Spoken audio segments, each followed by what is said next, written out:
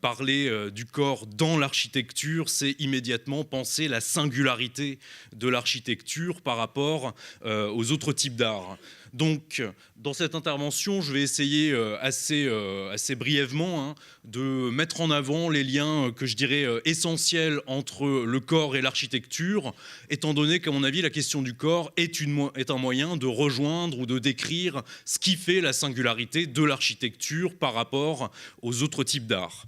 Donc, ma thèse ou mon idée sera la suivante, à savoir qu'au fond, et en un sens fondamental, l'architecture n'existe que pour et par les corps qu'elle abrite ou qu'elle accueille en leur donnant leur lieu. Et c'est à partir du corps que l'on peut comprendre ce qui constitue l'architecture en tant qu'architecture. Donc, en un sens, le corps est à la fois, je dirais, l'origine même de l'architecture et sa destination. Donc c'est là le biais que je prendrai, étant donné qu'il y aurait de multiples entrées pour traiter ce sujet. Je parlerai très très peu du corps de l'architecte dans le processus créatif, bien que cela soit essentiel. Je parlerai très peu de la question du corps dans l'architecture en tant qu'élément de représentation qui figure comme un thème qu'on pourrait parcourir à travers l'histoire. Et je parlerai assez peu également de la métaphore du corps pour parler du bâtiment, par exemple du corps de l'édifice, ou de l'idée d'architecture pour penser le corps lui-même. Il y a évidemment beaucoup de choses à dire sur ces aspects-là. La seule chose que j'aimerais mettre en avant, c'est cette idée d'une liaison intrinsèque entre corporéité et architecture, étant donné que l'architecture a une situation tout à fait paradoxale ou tout à fait singulière. Je reprendrai vos mots lors de l'introduction au colloque hier. Si on définit l'art par la possession d'une visée, on pourrait dire non utilitaire, ou par la dimension qui est faite ou la place qui est faite à l'inutile, on peut se questionner sur la place de l'architecture dans ce type de choses. Et on voit bien que pour les philosophes, et en tant que philosophe, l'architecture est un objet hybride pour les philosophes qu'ils ont beaucoup de mal à penser, parce que l'architecture est à la fois un objet esthétique, un art et une discipline technique et scientifique. Elle est une réalité symbolique et en même temps fonctionnelle, expressive et en même temps utilitaire, raffinée et omniprésente au quotidien. Donc j'aimerais beaucoup insister là-dessus. L'architecture n'est pas uniquement une forme d'art, elle en est une évidemment, et peut-être prioritairement que ce n'est pas là le point de vue qui nous intéresse d'abord et avant tout. Mais penser l'architecture du point de vue de l'art, ça nous permet de repenser l'art lui-même, de déplacer différentes catégorisations, et notamment cette distinction parfois trop ferme entre le beau et l'utile. Donc ça m'intéresse énormément ici. Donc abordons cette question de la singularité de l'architecture à partir de la question du corps. Première idée que je voudrais mettre en avant, sous le patronage de cette citation de Juhani Pallasmaa, donc architecte et théoricien finnois, c'est au fond l'idée suivant laquelle l'architecture s'ancre dans le corps en raison tout d'abord de ce qu'on pourrait appeler de manière un peu barbare l'architecturalité de l'existence humaine elle-même, au fond. Notre existence est une existence spatiale et dans l'espace, et avant toute construction ou avant toute édification architecturale, il y a une sorte d'architecturalité ou de dimension architecturale dans notre corps lui-même. C'est à partir de notre corps, comme point zéro de l'espace, pourrions-nous dire, ou pour parler avec le philosophe William James, qui dit que le corps est l'œil du cyclone, c'est à partir du corps, donc, que nous pensons les catégories spatiales fondamentales dans lesquelles s'ancre la pratique architecturale. Comme vous le voyez sur cette merveilleuse image, des notions telles que le dedans, le dehors, le loin et le proche, ce qui est devant, derrière, ce qui est vertical, horizontal, ce qui est intérieur ou extérieur, fermé, ouvert, ici, ailleurs, à gauche, à droite, etc., se mesurent à partir du corps humain pris comme point de référence, et à partir du corps humain en tant que c'est lui qui va nous permettre d'organiser l'espace, de le ressentir, de le vivre et de le penser. En ce sens-là, faire l'expérience de l'architecture et produire de l'architecture, c'est toujours penser en corps, au fond. il y a beaucoup de théories sur ces choses-là, mais on pourrait voir à quel point, par exemple, la question de la frontalité s'ancre dans le corps. Notre corps est structuré par un front, un arrière, des côtés. La question de la verticalité s'ancre dans le corps lui-même. Il y a donc une pensée une pensée du corps qui passe dans ce médium spécifique de l'architecture. Mais quel corps, pourrions-nous demander ? Je vous ai mis ici une très très belle image d'un bâtiment qui m'est très cher. C'est un bâtiment de la philosophe, de l'architecte italo-brésilienne Lina Bobardi, donc à São Paulo, ça s'appelle le Sesc Pompeia, c'est un centre culturel. Et on voit bien sur cette image, et quand on parcourt les lieux, que lorsque, pour reprendre la formule de Peter Zumthor, lorsque nous entrons dans le bâtiment, nous percevons un espace et l'atmosphère qui, en une fraction de seconde, nous donne la sensation de ce qui est là, au fond. Donc questionner l'architecture aussi, c'est aussi questionner quel type de corps se meut dans l'architecture en tant que telle. L'un des éléments constants en philosophie, c'est de distinguer par exemple entre un corps qui serait une simple matière physique ou un simple contenu allogé dans un espace homogène et géométrique, ce qu'en allemand on appelle Körper, et le corps vécu en première personne, le corps sensible, vivant et agissant, qui a un rapport toujours affectif, toujours déjà signifiant à l'espace ici.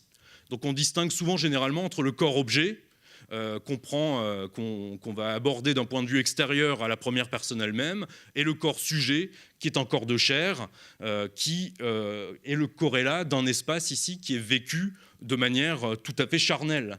On sent ici le caractère accueillant immédiatement de cet espace. Les gens qui sont ici en présence forment cet espace lui-même.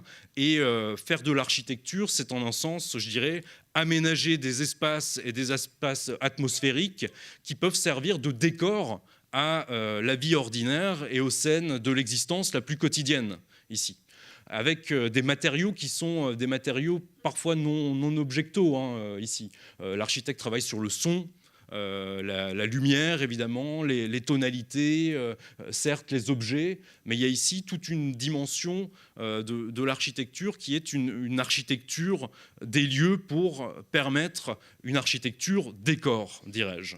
Cela me semble absolument important et intéressant à souligner. Donc il n'y a pas n'importe quel type de corps et l'architecte doit lui-même penser en corps.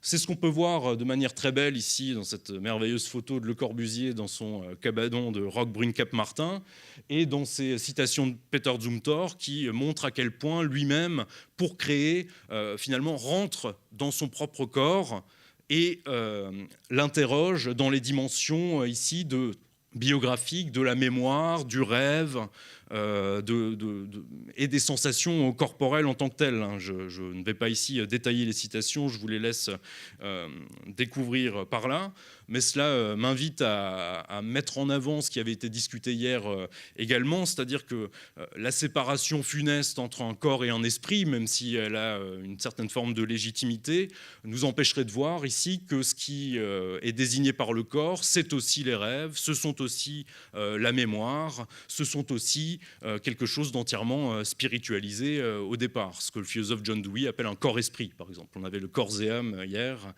mais il définit cela de cette manière-là. Et on voit bien cette image qui met en avant peut-être ce que Gaston Bachelard disait à propos de la maison, c'est-à-dire qu'elle a pour bienfait le plus précieux d'abriter la rêverie, ici. Et on imagine ce Le Corbusier ici, dans cet espace qu'il a créé spécialement pour lui-même, plongé en lui-même, interroger la matière même de son corps pour créer le corps de ses architectures futures et à venir, en quelque chose d'extrêmement émouvant ici.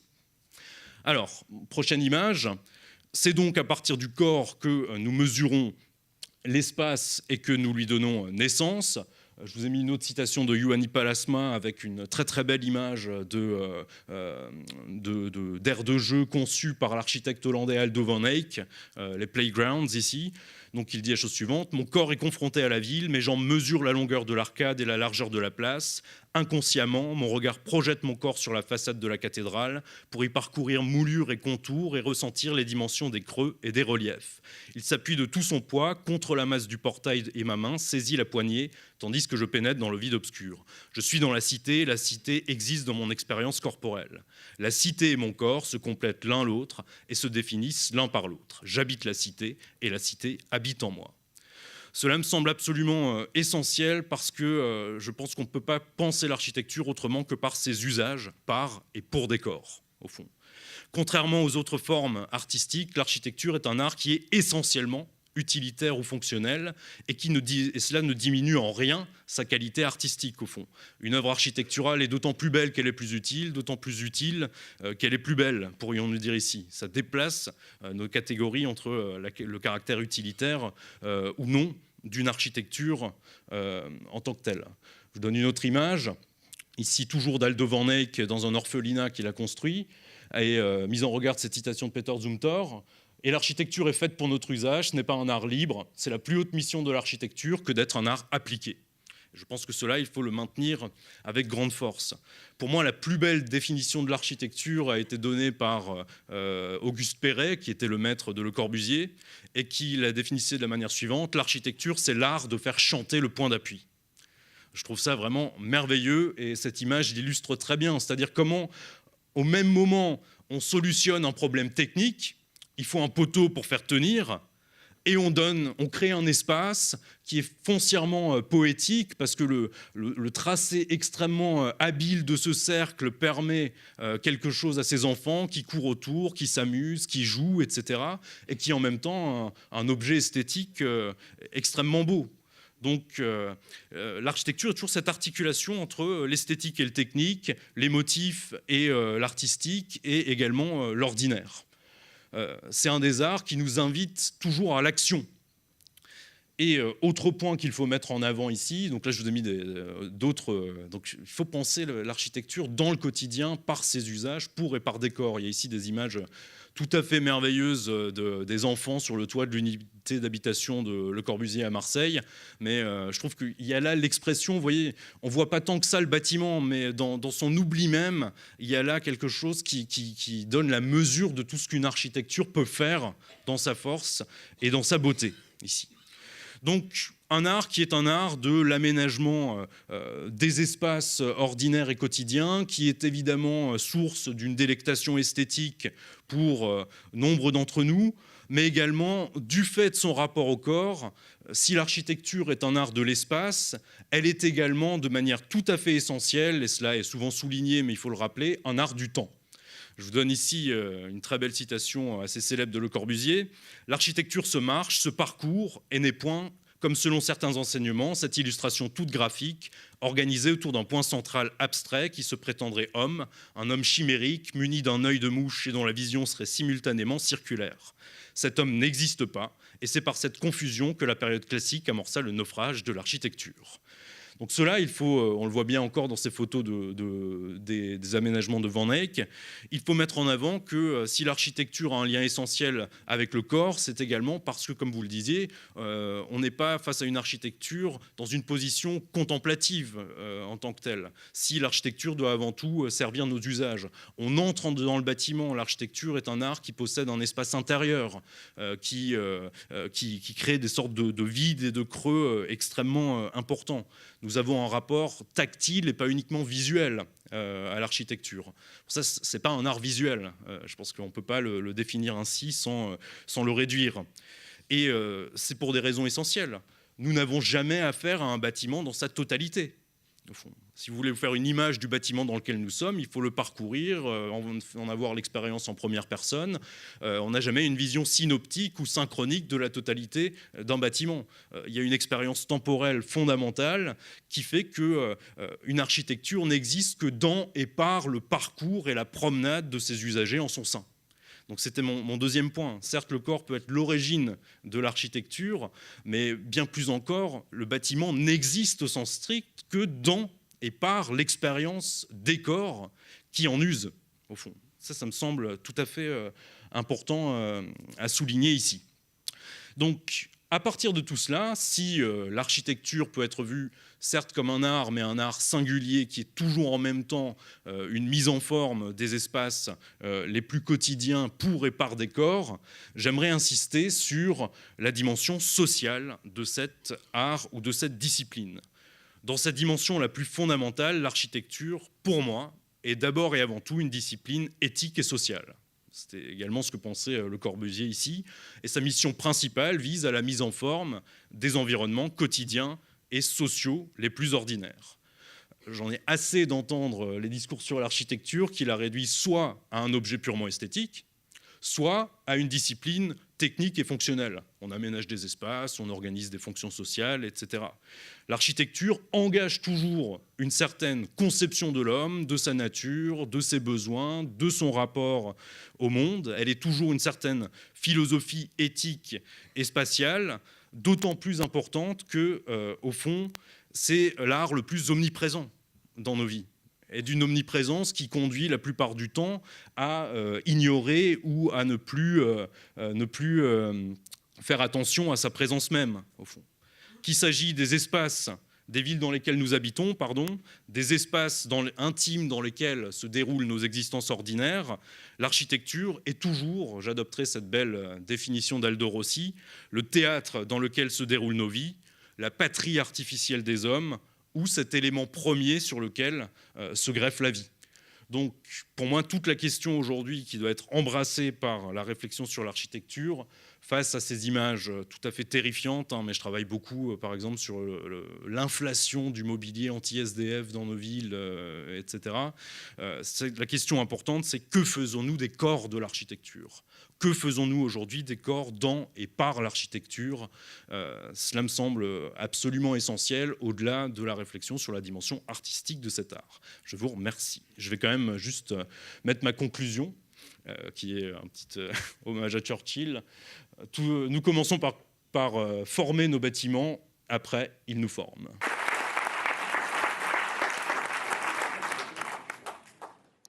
Quand vous avez parlé, et notamment en citant cette phrase de Bachelard, en disant « j'ai trouvé ça très beau que l'architecture était l'espace de nos rêves », c'est superbe. Quand vous avez donné la pensée de Le Corbusier, je voyais une pensée plus poétique, mais dans les faits, je n'ai pas eu l'impression d'une poésie du lieu, mais d'une fonctionnalité du lieu. Est-ce que vous pouvez m'en dire deux mots ? Oui, la question du fonctionnalisme de Le Corbusier est une question complexe et assez débattue. Je pense qu'il y aurait, simplement pour donner des éléments, il y a chez Le Corbusier parfois, en dépit de ses affirmations, un vrai clivage, par exemple, entre son architecture et son urbanisme. Donc ça, c'est tout à fait clair. En architecture, Le Corbusier ne défend pas une philosophie fonctionnaliste, c'est-à-dire qu'il ne pense pas que les questions poétiques, plastiques, esthétiques soient réductibles ou puissent être générées par une solution fonctionnelle et technique à des problèmes architecturaux. Donc c'est clair que c'est un architecte artiste de ce point de vue-là, qui veut donner lieu à une expérience esthétique, et il distingue très strictement le domaine de l'architecture du domaine de la construction et de l'ingénierie. Il dit souvent, la formule, c'est l'architecture, la construction, c'est pour faire tenir, l'architecture, c'est pour émouvoir.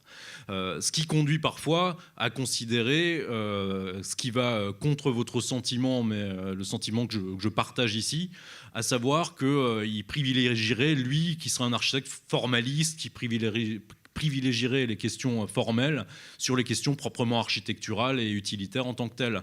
Je pense qu'il avait, dans certaines de ses réalisations, et notamment celle-ci, un vrai souci de l'acte architectural et de sa fonctionnalité. Il y a des choses qui sont merveilleuses dans ces appartements. Il faut aussi se remettre dans le contexte de l'époque.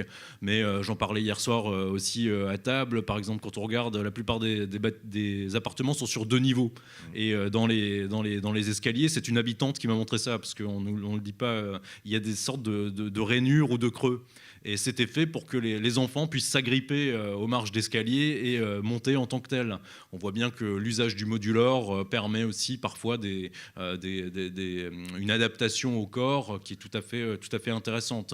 Reste ce que disait Elisabeth de Portzamparc, à savoir que la dimension très normative de sa pensée peut être interrogée, absolument. Mais je suis d'accord avec cette idée, et je dirais simplement pour conclure qu'il essayait peut-être de mettre en avant ce qui serait une poésie du fonctionnel, une poésie de l'acte architectural rationnel, et de montrer que tout ça s'unit dans l'architecture elle-même.